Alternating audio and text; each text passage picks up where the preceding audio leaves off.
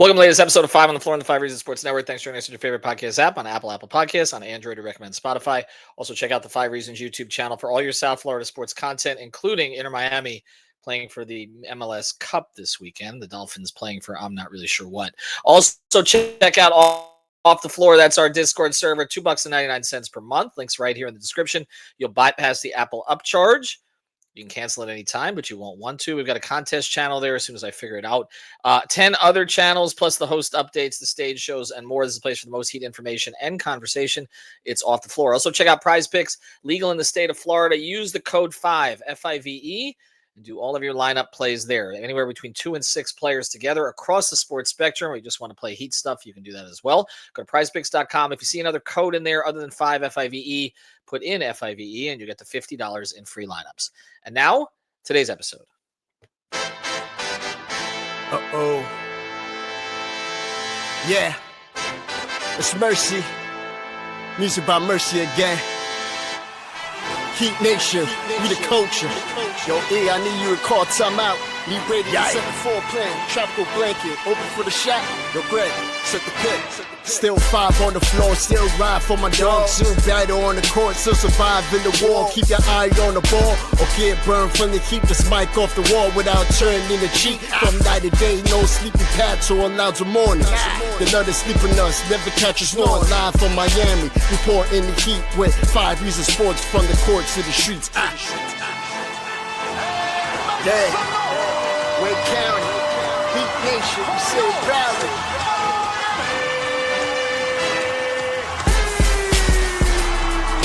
Welcome to 5 on the Floor, a daily insider show on the Miami Heat and the NBA, featuring Ethan Skolnick, Greg Sylvander, Alex Toledo, Brady Hawk, and others from the 5 Reasons Sports Network. Also, make sure to subscribe to Off the Floor for the most heat anywhere.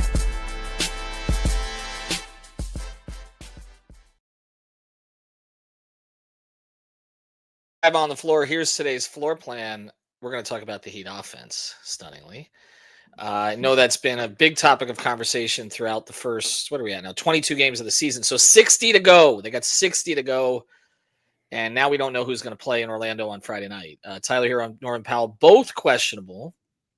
Paulo Banchero, questionable for Orlando, but that's actually an upgrade from where he's been. He's missed the last 10 games. Been a lot of debate in Orlando about whether they're better without Powell, which is an interesting conversation. We've had those conversations about Tyler and others over the years. Remember, without Wade, that was a good one. So we will get into that game as we go forward here Friday night in Orlando. They got 2 games in Orlando over a span of 5 days. The second one's for NBA Cup semifinal appearance and trip to Vegas. This one doesn't have quite the same importance, but actually the winner of this game will, I believe, be in first place in the South, in whatever the heck this division is. Nobody cares. The Southeast division. But the teams are kind of good at the same time, which has not typically been the case over the past, say, 3 decades. But Greg, there was a podcast that came out. I got Greg Sylvander. You can follow him at Greg Sylvander. I'm Ethan J. Skolnick, or 5 Reasons Sports, or wherever you want to find me. And there was a podcast that came out, and here's the question. I don't know when this was filmed and recorded. Norman Powell was on with Bam Adebayo on Old Man and the Three, which used to be JJ Redick's podcast, right? You're right. But now it's actually Cam Johnson's podcast, but Cam Johnson was not there.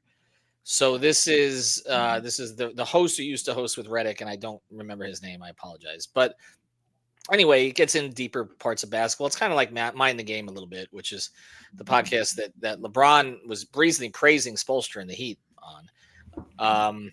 And he does that podcast with Steve Nash. But it came out today. And again, I don't know when this was recorded because remember, Powell and Bam did other group dual appearances together. They were on the Amazon set at one point on the West Coast. So I wish I knew when this was, because maybe that would add some context. But there were a lot of clips that were pulled from it today, and some it's worth looking at. Some of them were kind of funny. Bam making fun of how bow-legged Norm is the first time that he saw him when he came off the bench in Portland. You can see their relationship has gotten very close very quickly, which is nice to see because the last relationship with the last guy seemed to get very cold over time. So it's good to see Bam smiling with someone again. And there were a bunch of other clips. There was a clip about how Bam hated Spoelstra when he first was playing for him, but thank God for UD, who kind of got him to understand, Spo and all of that stuff. So that was a good clip. But the clips that are getting the most attention are about the offense. And Norm and Bam had gone on the Amazon set and basically talked up the offense.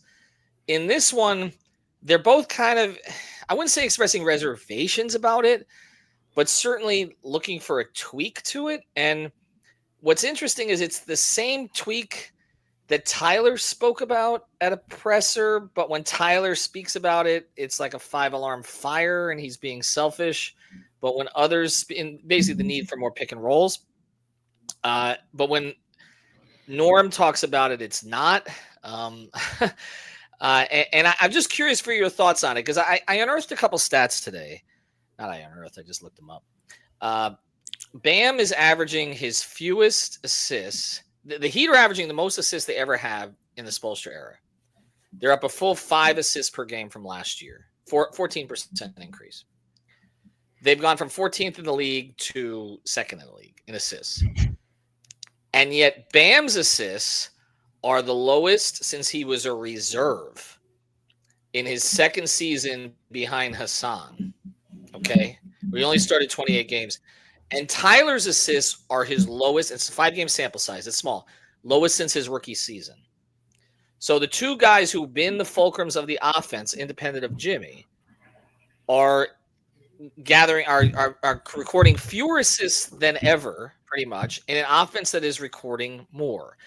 Just off the top, before we get to the comments, do you have a problem with that? Do you see that as a potential problem? No, because if you look at the cumulative total of the team, they're averaging way more assists. And I guess I would challenge anyone who does see it as an issue, because I think what it is alluding to is, are you maximizing all your best players, and is everybody maximizing their skill sets, I guess, is part of that question. And I guess I would just say, Davion is what, top 12 in assists? Is he 8th? He's somewhere in the top. He's in 12. The top 10. Yeah. He's in the top 10. And by the way, his turnovers are meager. So yes, the assist turnover ratio has been excellent. What I would say. Has there been another season where we've had a guy who's top 10 in the league in assists on average, where the assists had to get divided up in a way where we're getting more of them, but just Bam and Tyler's percent to the total assists have gone down? I think a part of it is, right, the offense is read and react, and everybody has their own opportunity to make a play. And so they're not running the same sets as they were before. So inherently, that might say that some of the guys who used to be the facilitators are not always the facilitators now. I think what puts the magnifying glass on this is that the players are starting to talk about that and what the implications are. But Bam said it best, and I have the comments up here. It's a minute 27. I don't know that we want to go through Norm's comment because it was long-winded, and some of it was just pretty much what he would say to the media, frankly, about getting to all the spots and playing into the strengths. But he did say things about watching film and seeing all the pick and rolls and then there being less. But then there's a smaller clip of Bam that has gotten people a little more rubbed the wrong way, where he kind of talked about he's the guy who has to always kind of get in where he fits in and sacrifice and be the one to do that, because if Norm or Tyler are going off, that's just the way the game's going. So there's 2 quotes there, but and I'm not going to play them yet because I want to answer your question directly. I guess I would just say, if the offense has changed this much, shouldn't we expect there to be new statistical trends? And if it is equating to the overall team being above where they were in all the prior years, isn't that enough to say that what's working is working? Bam said we're on fire right now. I can't really say anything about that. I'm paraphrasing, but that's why I'm curious, Greg. But Greg, that's why I'm curious when this was recorded, because they have not been on fire offensively for the last week plus, right? And I know people are attributing that to someone's return. Right. Not everybody is us, where literally we don't show prep and we just post the podcast with bad audio. That everybody else takes their time. So if this was recorded 2 weeks ago, yes, they were on fire offensively. They haven't been on fire offensively lately. I'm going to play devil's advocate a little bit. I'm not saying that I completely disagree with you. But right now, and again, it's tiny sample size for Tyler. Right now, Bam is 7th on the team in assists. Tyler is 9th. Tyler went through an entire game without an assist. Bam had 1 in the loss to Dallas. Okay.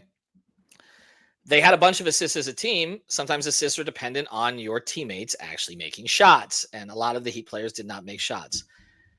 But this is why I do think it could become an issue going forward. You want your better passers to be making some of these plays. Davion is one of their better passers. I don't have an issue with that. Andrew Wiggins having more assists per game than Bam is not a good thing, in my view. Okay. I think Andrew right Wiggins there. having more assists than Tyler, again, small sample size, is not a good thing because Andrew Wiggins is not a strong passer. He's not. That tells me that the ball, and I've looked at the usage numbers too, and they're interesting, but like that tells me that the ball is in his hands too much. He's making too many decisions. He's averaging 3 assists a game. It's not a huge total, but it's more than the other two guys. Okay. Pelle Larson averages 3.5 assists per game. Tyler's averaging 2.2. I don't think that's a great thing either. Pelle has a great skill set. He's a connector and all of that sort of stuff. But this is telling, and it's not just, and look, Norm has never been a high assist guy. Okay. But Tyler has been. Okay. Oh, yeah. And Okay. Bam is I mean, come on, like that's one of his greatest skills as a player is when he can facilitate, particularly up top, like, you know, the vision, seeing guys cutting back door, stuff that he can do with the dribble handoff. We know it all. Like, I understand that. It's a shock to everyone's system that they're playing so differently. And I mean, people were going as far, Ethan, as to say, I got a couple texts today. I'm not going to name no names that kind of called out Bam as looking a little selfish by calling out like I don't have a problem with what he said. His need to sacrifice. And I'm with you on that. I didn't take it in the way that others may have. I just think if the offense is humming, like we just have to look at the season in total. And I think we can't just take the last 3 games and then make this the new sample size. We have to look at in totality. They're better offensively. So unless this trend becomes a real trend, and we have to ask ourselves, is 3 games a trend? The trend line that's a little weird is that if it coincides with Tyler returning, what does that mean? But for me, I have to see right, but it's also been this way, Greg. Right, but Greg, it's also been this way when Tyler's been off the floor. That's the other part of this, and some of this. Well, 2 of the games Tyler's played, Norm hasn't. Both of those were against a very good defensive team, which was Dallas. Same scenario. So that mucks things up a little bit too. And the Heat missed a ton of open looks. That first half, they had a lot of open looks. They missed open looks. So that changes the equation here. But here's what, on the other side of this, all right, I want to talk about it for Bam and Tyler specifically.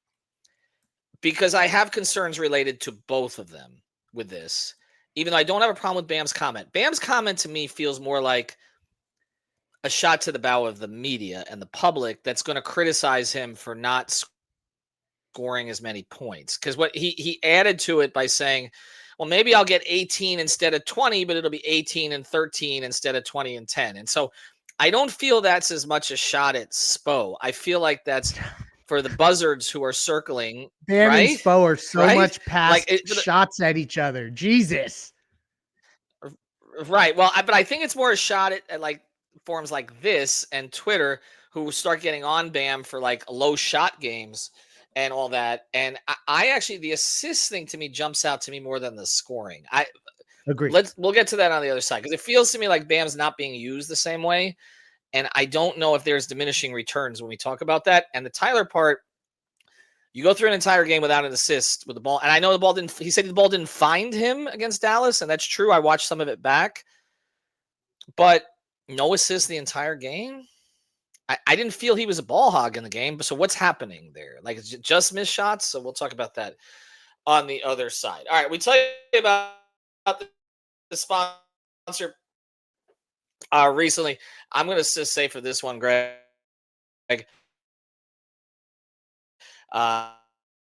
you should see the copy on this that I have not read. Well, I sent it to you, did I not? I Yes, you did. did. Carry on. I did send it. Maybe I have you. But this is another experience, longer lasting around. No waiting room, no pharmacy lines, just a quick online visit. This is one of those times where my internet unfortunately does not fail. And once approved by a licensed medical provider, that's important. Blue Chew sends the chews straight to your door. Guys, if you've been thinking about it, now is the time to try Blue Chew with your first month free. That's right, first month free. Blue Chew tablets are made in the U.S. You're not getting this from one of those countries you can't pronounce, and prepared and shipped directly to your door. The best part, it's all done online. That means no visits to the doctor's office, no awkward conversations other than this, and no waiting in line at the pharmacy. So make life easier by getting harder and discover your options at BlueChew.com. And we got a special deal, your first month of Blue Chew free when you use the promo code ONTHEFLOOR. We've been giving you that promo code a lot lately, so remember it. On the Floor, just pay the $5 shipping. That's the promo code ONTHEFLOOR. Visit BlueChew.com for more details and important safety information. And we thank Blue Chew for sponsoring the podcast. I mean, who doesn't want to have better sex? Thanks. I'll just let you read it. I mean, you know what? I'm letting you handle this for now. Anyway, on the postgame show live tomorrow. See, I'm not as good at those as you are. People in the comments are like, "Oh, look at Greg's gonna trudge through this ad read again." Tomorrow, be there. What time? They play at 8, right? They play at 8 in Orlando tomorrow night, I think. Orlando's usually a 7. I'm not gonna. Yeah. Yeah, I have to check that out. My daughter has a play tomorrow night, and so Greg is handling post game. She's in Beetlejuice 4 times over That's cool. 7 days. It's like a back-to-back schedule, like the NBA. Yeah, so I won't be covering 7 that Eastern. So you're handling this. All right, so 9:30 tomorrow. Greg will be doing that live. Actually, you're going to do one of the other scripts. Anyway, let's get to Bam. Okay, I don't love the fact that his assist numbers are down. I don't, and I know people are saying in the aggregate you're better. There's more spreading of the wealth here and all the rest of this, but I just feel like this leads to him getting forgotten on offense. If the number, I mean, he's played. There's a sample size here. It's not Tyler's sample size. There's a sample size here with Bam. He's played a lot of games this year. He didn't miss a little time. So that's, I mean, lowest since his second season in the league when he was Whiteside's backup. And it's too extreme, right? And if it was accompanied by higher scoring totals, better field goal percentage, then I'd be like, all right, he's not as much of a facilitator now. He's more of a play finisher. But his scoring average is down. He's shooting under 47% from the field, I think. Yeah. So it's not terrible, but it's not like he's shooting 53% and he's averaging 22.5. He's averaging 19 on, I think, 47% shooting. And more of it is coming from the perimeter, where he's been about 36% from 3 on pretty decent volume this year. So I'm not saying he's playing poorly offensively. That's not it. But I just think, look, you get to the playoffs, the rotation's going to get shorter. You would hope Spo's going to play Bam more minutes. We can have the Ware conversation, but it's always been an issue for us that he doesn't play Bam enough in the playoffs, right? He cuts him at 34, 35 sometimes when we're like, you play him 42 40 minutes. It's no back-to-backs. Just play right, exactly. Okay, which means they're going to have to play Bam and Ware together, by the way, or if that's going to be the case. But if you're short into an 8 or 9 man rotation in the playoffs, and your Bam's going to be more of a fulcrum in a lot of ways, I don't love him, having these few assists, especially when the Heat have shot well for the most part, and their overall pace numbers are up.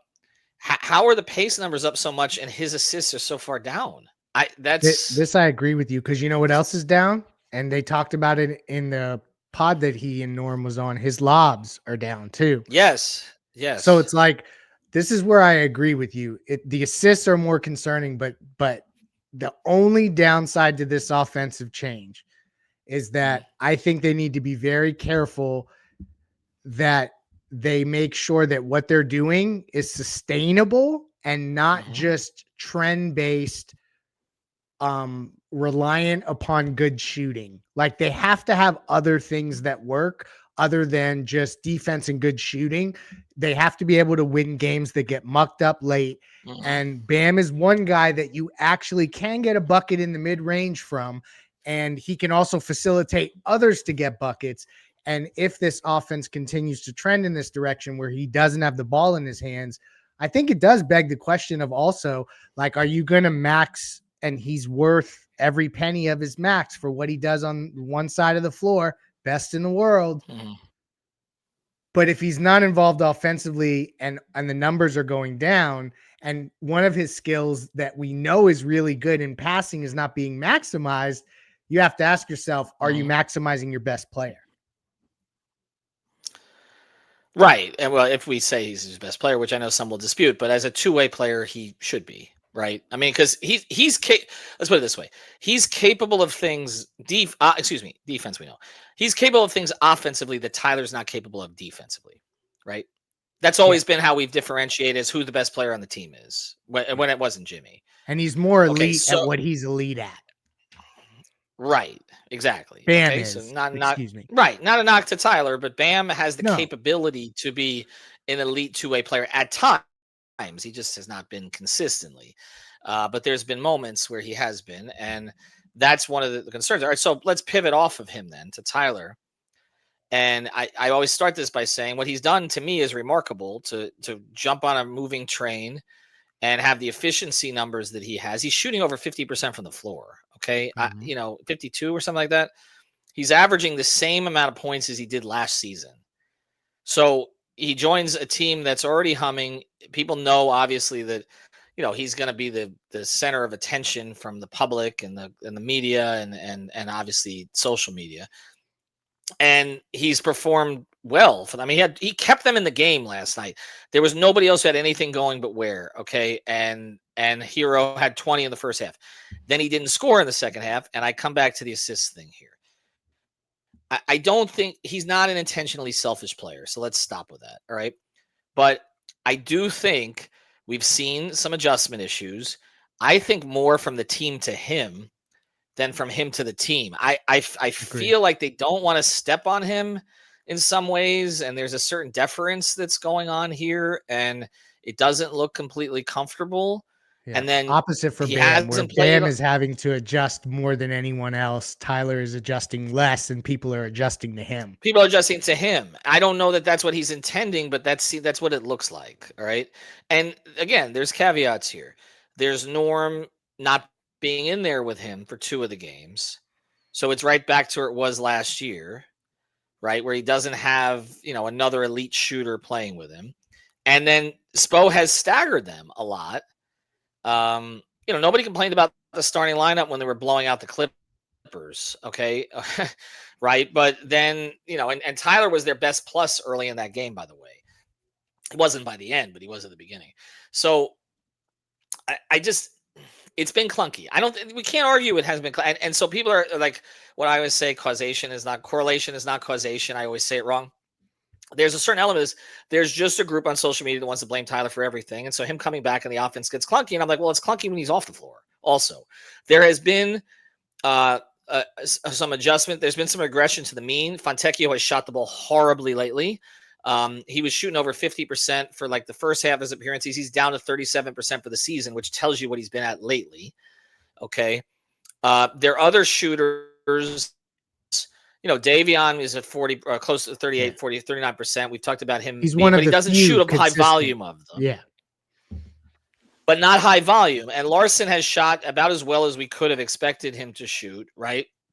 But there are other shooters, Bam's been okay from there. Ware has been, I think, their second best percentage 3-point shooter, which is amazing, remarkable. And I don't know what to make of him because it's just, he either looks like the best player in the world or completely lost, depending on the moment. But I come back to this. It hasn't looked quite right. I don't think it's all Tyler's fault. I do think circumstances have played into this, but him saying the ball didn't find him, and then again, he had no assists for the entire game. I just think it bears watching. Okay. And I think that the other point here is that Spo knows there's going to have to be an adjustment. Okay. He's not trying to set a record for the fewest pick and rolls in history. Like, that's not what he's setting out to do. Like, he keeps saying, Agree. we're not trying to reinvent the wheel, right? This is not it. He knows there are adjustments coming. He also knew, and I think people are de-emphasizing this, he knew he wouldn't have Tyler at the start of the season, which I believe was, for as many coaching meetings as they had where they decided they need to do something different, I think this expedited this because they needed to play, right? They needed to play a certain way without Tyler because they were heavy dependent pick and roll. Right. And they were right. So they needed to get more guys involved. So now it's like, okay, we went from heavy pick and roll, right? This crazy number of pick and rolls to nothing. And now I think there is, a little bit of sort of movement towards the middle.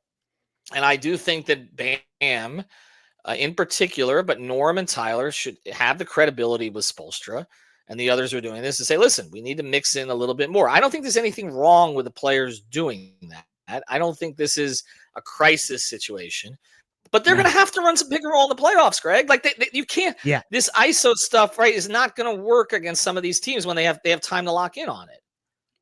The best teams in this league are going to slow you down because we've seen, listen, if you're a Heat fan, you have seen so many great players. And what do they do at the end of the biggest games ever? They walk the ball up the court because they want to basically lull you to sleep and shoot up over the top of you or get to the rim and end ball games. And so ultimately that's how the game's going to end up in the Eastern Conference Finals. If you're, in the trenches, it's not going to be up and down, up and down, up and down. So diversifying this is going to be part of it. And I think Bam has talked about having to adjust and sacrifice. Tyler is adjusting and they're adjusting to him. So we got to see a little bit more of it through. But I think that we need to give Spoelstra enough credit to, one, change the offense the way he did, but now, and people have criticized him for his, not only his in-game adjustments, but his failure to, and failure is a strong word, especially I heard that Giannis quote again about failure. It's just the best. Yeah. Anyway, it is the best. So not failure, but his reluctance to maybe on the fly make adjustments to scheme. We're going to have to see him flex those muscles a little bit. He's the best coach in the world. That's not the worst thing. It's not the worst thing that they work out some of this stuff early in the season. That's where I'm at with it. And look, they're going to see defenses better than Dallas is in the playoffs. And also those defenses are going to have time to scout them game after game after game. And you're right. It's a great point. When the Heat have needed baskets, when they've been good, okay, and they've had that guy at the end of games, Dwayne slowed that shit down, okay? LeBron slowed it down. Jimmy slowed it down, okay? That's how this works, right? And they don't have that guy to do that. They don't. Tyler's not that guy. Norm is not that guy. Bam is not that guy. Wiggins, I don't want him dribbling or passing a lot, right? Just the other stuff is good. The athletic stuff, the slashing, the gets in a rhythm, the defense, I'll take all of it. But no. The dribbling and the passing, Ethan, that's that guy. Okay. And look, we'll do more episodes about that. But I'm just saying, this stuff is fun to get you through a regular season, but they're going to have to they're going to have to work that stuff so that it's still fresh. And look, one of their best actions, and it hasn't been for a while, but if you go back 2 or 3 years, was the Tyler Bam pick and roll. It was one of their best actions. And then the metrics on it fell off a cliff. They know how to play together. I also think the Tyler Ware pick and roll could be very, very effective. I think one of the things that Tyler's adjusting to, and Brady mentioned this, is that Tyler became very good. He didn't get credit for this, but he became very good at developing counters to doubles. And one of the things is, especially when he got trapped out on the perimeter, where he takes the step back, so it gives him a little bit more space to find someone as a passer. So much better than he was when he was young. But he's not getting played like that right now because the Heat offense is not such that they're putting that teams kind are of on their attention heels.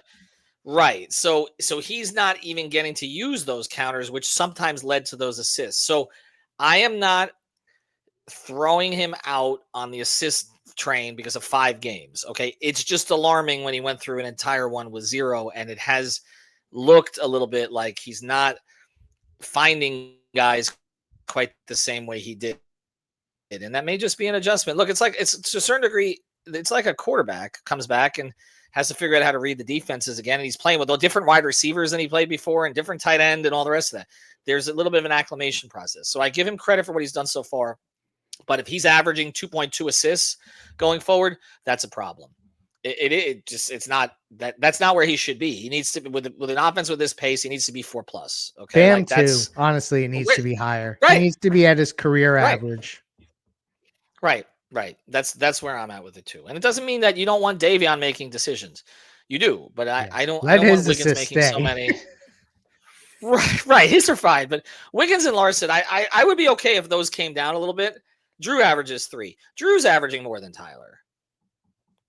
Okay, so it's again 9th on the team. Bam's 7th on the team. That's not where they should be. That is the fact somewhat Drew Smith's assist point per game off the top of your head is impressive.